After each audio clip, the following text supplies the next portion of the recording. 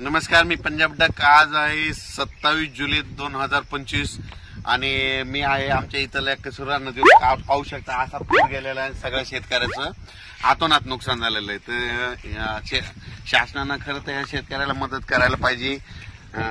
या ठिकाणी पंचनामे करून यांना मदत द्यायलाच पाहिजे, कारण की खूप अतिवृष्टीने आमच्या परभणी जिल्ह्यात सगळ्या राज्यात जालना जिल्हा बऱ्याच ठिकाणी ज्या ठिकाणी नुकसान झालं त्यांचे भरपाई द्यायलाच पाहिजे।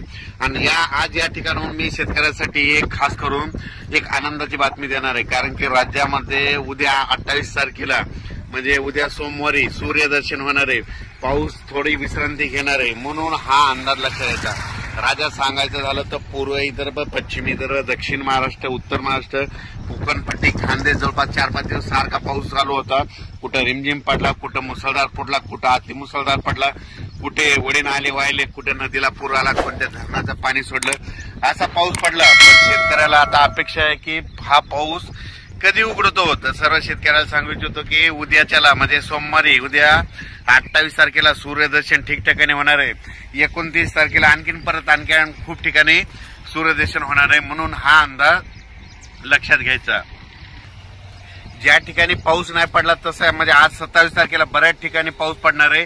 काही ठिकाणी सूर्यदर्शन होईल आणि परत जोराचा पाऊस आज आणि उद्याचे दिवस पडणार आहे, म्हणून हा अंदाज लक्षात घ्यायचा। पण एकदम असं बंद होणार नाही।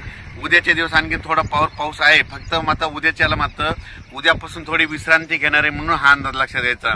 शेतकऱ्यांना एक विनंती, आता काय करायचं, 28 तारखेच्या नंतर सूर्यदर्शन झाल्याच्या नंतर तुम्ही काय करा, जवळपास 11 तारखेपर्यंत 11 ऑगस्ट पर्यंत म्हणजे पाऊस विश्रांती घेईल। मग तितक्यामध्ये तुम्ही शेतीचे कामे करून घ्या, फवारणी करून घ्या, खत घालून घ्या, कारण की राज्यामध्ये जवळपास 10-12 दिवस विश्रांती पावसाची राहील।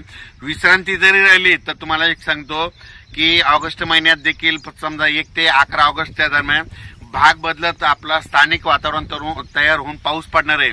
फक्त जे मोठा पाऊस म्हणतो ते मोठा पाऊस मात्र ऑगस्टच्या दुसऱ्या आठवड्यात येणार आहे, म्हणून हा अंदाज लक्षात येतात। राज्यात आज देखील पूर्व विदर्भ, पश्चिम विदर्भ, दक्षिण महाराष्ट्र, उत्तर महाराष्ट्र, कोकणपट्टी, खानदेश वेगवेगळ्या ठिकाणी दुपारनंतर थोडं ऊन पडेल, पण अर्ध्या 1 तासाचा मोठा